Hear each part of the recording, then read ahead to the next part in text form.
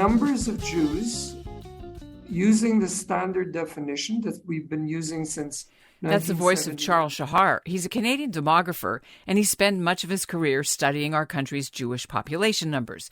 He's busy now preparing reports for Jewish federations and for CJA using data that's slowly been released from the latest Canadian census. His first report is ready, and it gives a clearer picture of how the size of the country's Jewish community has changed in the last decade since the last National Household Survey was done in 2011. Now, you might remember back in the fall, I reported some preliminary numbers that Canada's Jewish population was about 335,000. And that seemed low at the time, and it was because it only counted people who had answered that they were Jews by religion. Now the government's released a key second piece of information, which is Jews who identify as culturally Jewish, even if they don't practice so much. You'll have to stay tuned to learn what Shahar and others now calculate Canada's Jewish population is, but it is good news. It makes Canada still the fourth largest Jewish community in the world after Israel, the USA, and France. But even more interesting is which Jewish communities are growing and which is not. Montreal's Jewish community has grown for the first time in 50 years. It's back over 90,000 people, so that's a big change. And we're also seeing significant gains in Winnipeg for the first time since 1981. And lots more Jews are living in Victoria, Vancouver, Calgary, Ottawa, and Halifax. But for Toronto, Shahar says, the numbers are concerning. Toronto has barely grown in a decade. The Toronto population in 2011 was 186,010. In 2021, it went up to 186,900. That's an increase of 890 Jews, or an increase of half a percentage point. That basically means that the Toronto Jewish population has plateaued. I'm Ellen Besner, and this is what Jewish Canada sounds like for Monday, March the 20th, 2023. Welcome to the CJN Daily, a podcast of the Canadian Jewish News, and we're sponsored by Metropia.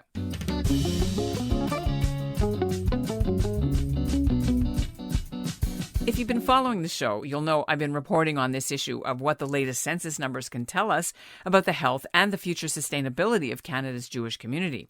Last year, Jewish federations across the country fundraised over $100 million to run programs. Now, this new data raises some important questions. Should Jewish money be spent building schools and summer camps or building more nursing homes? Coming up, Charles Shahar will be here to break down the numbers and what they mean right after this message. During World War II, the Nazis began a little-known program of extermination for their own children. In Peter Klenott's new mystery thriller, The Unwanted, 14-year-old Hannah Ziegler is being driven by her grandfather and her psychiatrist to a euthanasia center. 16-year-old Silke Hartenstein graces the cover of Nazi propaganda magazines. Avi Kreisler is a Munich police detective rounded up for Dachau. And a patrician father hopes his son David McAuliffe will be elected the first Catholic president of the United States. In The Unwanted, in the aftermath of war, revenge brings these four people together in ways unimaginable. The Unwanted. Do not skip to the last page. Find it at Amazon and Barnes & Noble. And joining us now is Charles Shahar. Welcome to the CJN Daily. Great to be here. Well, it's really great to speak to you as we try to unpack some of the new data coming out from the Statistics Canada survey of the census that came out from 2021. We recorded an interview early in October of this past year with sort of preliminary data where we found out how many Jews they think are in Canada, but you have updated numbers. So why don't we start with that? How many Jews are there in Canada, and why do we know this? Okay. Well, first, let me explain. The data you had was either Jews by religion alone or Jews by ethnicity. These are the combined numbers. It's called the Jewish Standard Definition. And basically, a person is considered Jewish if they're Jewish by religion, or if they say they have no religion, and they say they have a Jewish ethnicity. If they say they have a religion other than Jewish, they're not considered, obviously, to be Jewish. So given that, the number of Jews is 404,015. So basically 404,000. That's the 2021 census. In 2011, it wasn't a census, it was a national household survey. There's some issues related to that. But in 2011, the total number of Jews nationally was 385,345. So that's an increase of 18,670 Jews. That's about 5%. So we were very happy to learn that the number of Jews has gone up between 2011 and 2021, although it hasn't gone up as much as, say, for other ethnic and religious groups. We haven't gotten the numbers for them yet, but it would be interesting to make some comparisons. I want to unpack what that number means, the 404,000. What flavor? What does it look like? Who are these people?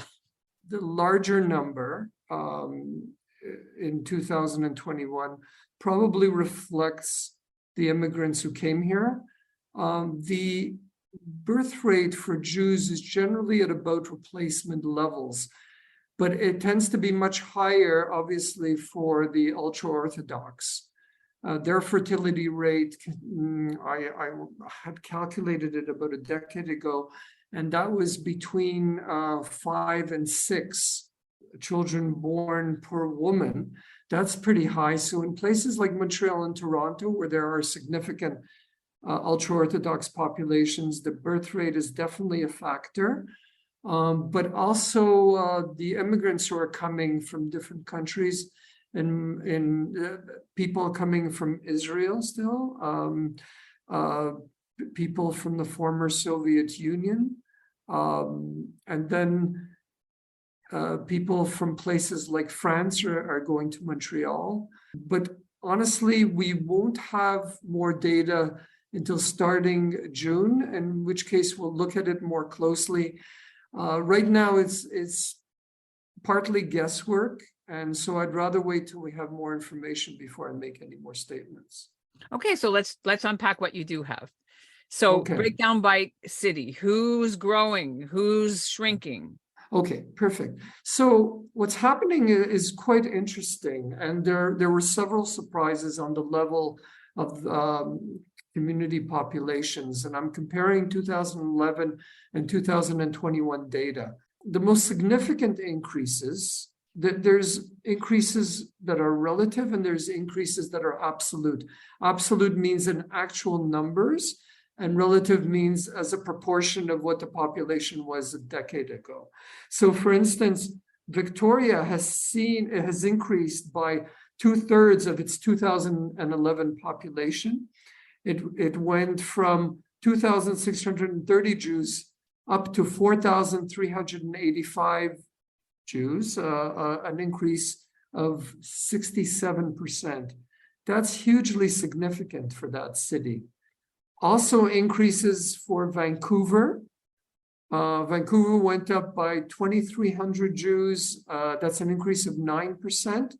It went up from 25,740 in 2011 to 28,030 in 2021. Also Calgary, significant increase.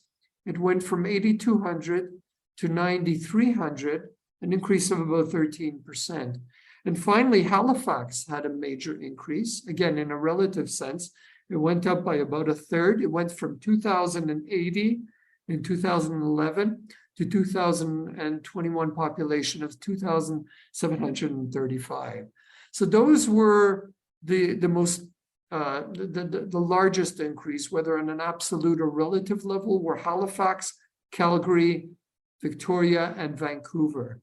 That was interesting and very positive for those communities, but it was even more interesting that Montreal, for the first time in decades, had a net increase of Jews. It went up from 89,665 to 90,255. It's only an increase of about a percentage point of 590 individuals, Jews, but it's a great sign that the community has sort of turned the corner, and instead of losing Jews, it's now in an upswing. Whether that continues to 2031 is a question, but certainly an upswing is positive news. And the same thing for Winnipeg. It went up from 13,260 to 13,940, a difference of 680, or an increase of 5.1%. And again, they've had decades of losses, and Winnipeg seems to have turned the corner. So Ottawa also a significant increase. I forgot to mention them, although, an increase of 8%, or 1,100 Jews. They went up from 13,850 to 15,000 almost. So that was positive. Now, Toronto was the other surprise. And interestingly enough, after decades of really significant increases, particularly when the Jews from the former Soviet Union were really swelling the ranks of the Jewish community in Toronto, the Toronto Jewish community population has plateaued. What do you think the factors are? Are they moving to Calgary? They're moving out? They're moving to Halifax? Yes, so we're going to get mobility data. We'll be able to see interprovincial and inter-community migration, but that won't be for a while. But right now, the speculation might be the two reasons. One is the cheaper cost of housing, say in Halifax, perhaps in Calgary, but also COVID might be a factor. Maybe people moving out of the large cities and settling in smaller areas. So there's still immigration of Jews, Russian-speaking Jews, Jews from the former Soviet Union, but it certainly isn't nowhere near the level of immigration that there was in the 80s and 90s. What about Sephardic people? Have you got that information yet? Are they still coming from other places because Canada's a safe haven, from France, for example? You mentioned Montreal. Yes, I mean, the French immigrants are both Ashkenazi and Sephardim, but we don't have the Sephardic data yet. Let's talk about how old our population is. We mentioned COVID. COVID killed a lot of older Jewish people. Yes. So Toronto, for instance, the Toronto Jewish community, Greater Toronto Jewish community, has 44,000 Jews who are 65 years of age or older. That's a huge amount of Jews. That number alone is larger than the total for any community except Montreal. That's a large number, and that's certainly, significant enough for the service providers to take note of. So 23.6%, almost a quarter of Toronto Jews are 65 years or older. I've got the figure for 75 years or older, and that's 18,140. Again, a significant number. Out of 186,900 Toronto Jews, 18,140, or about 1 in 10, are 75 years of age or older. So what are these trends saying? That the community is aging because the population is plateaued, don't build more schools? Well, sort of explanation is that the baby boomers are turning senior. And that's the reason why the 65-year cohort is swelling. It's going to go up still more as far as its percentage of the total Toronto community. So it's quite a significant number. Interestingly enough, like younger communities or communities that used to be younger have also the baby boomers who migrated, say, to Victoria or Vancouver or Ottawa are now turning seniors, and they migrated maybe in the 70s from Montreal and in the 80s. They are now seniors. So, for instance, in Ottawa, the percentage of seniors 65 plus is 23.2%. In Victoria, it is quite a large percentage of seniors. It is a sort of a retirement community. That's 25.1%. In Vancouver, it's 21.4%. That's significant.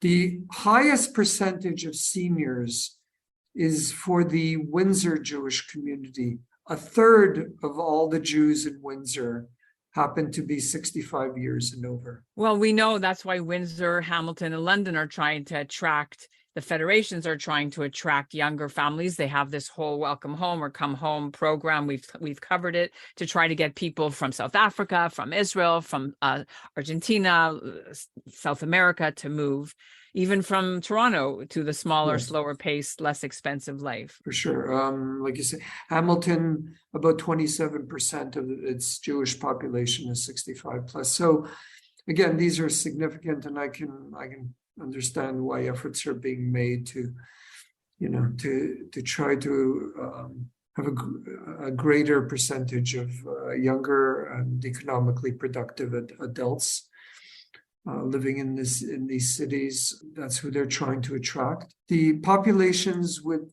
the largest percentage of children under 15 years are Halifax. 21% of its Jewish population is under 15 years, and Montreal, 21% of its Jewish population is under 15 years.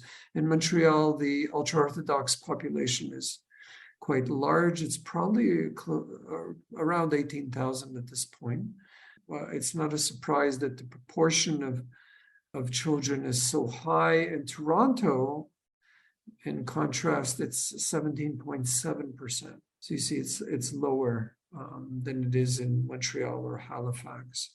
In Calgary, Edmonton, the percentage is about 18 to 19%. Yeah. Is that a good thing? 18, 20% for young people under 50? Yes. Yeah. Well, the average for the Canadian Jewish population is 18.2%.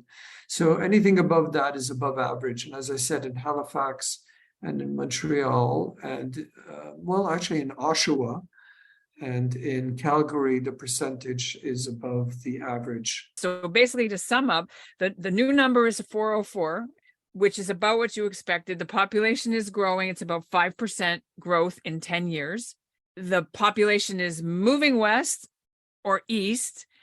And surprisingly, Montreal is showing a bit of a spike in growth, which is the first time since a long time. So that's interesting. And Toronto has some soul searching to do about whether Jewish families can establish themselves in a city which is so expensive. And that's what you're seeing is they can't. So they leave, young families, unless their parents help them. Yes. And let's not forget Winnipeg, that like Montreal, for the first time in decades, is seeing an increase in their population, their Jewish population. This is very exciting. And I'm sure we'll check back with you again in June. Thank you for sharing this information with us on the CJN Daily. Great. Now, Shahar will get even more data in the summer, and that'll tell us a lot more about the Jews of the 21st century in this country. Especially important will be where they move to out of Toronto and also where they move to within Canada. He'll also learn how religious we are, how COVID has impacted people's financial situation, how many Holocaust survivors there still are, and what countries all the immigrants came from, plus how large the Sephardi population is. And that's what Jewish Canada sounds like for this episode of the CJN Daily, sponsored by Metropia. Integrity, community, quality, and customer care. Today's listener shout-out goes to Larry Zeifman of Toronto. And we'll end the show with a request. As Israel celebrates its 75th anniversary, the CJN would like to hear about your memories of Israel. Maybe it was a B'nai Mitzvah trip or volunteering on a kibbutz. Do you remember listening to the radio when the UN approved the partition plan? What about during the celebrations surrounding 48 or the war? Whatever your memory, please send us a photo and a short note, and we'll be happy to share your memories on our show and in our summer magazine. So I'm at ebessner@thecjn.ca. Thanks for listening, and we'll be back tomorrow.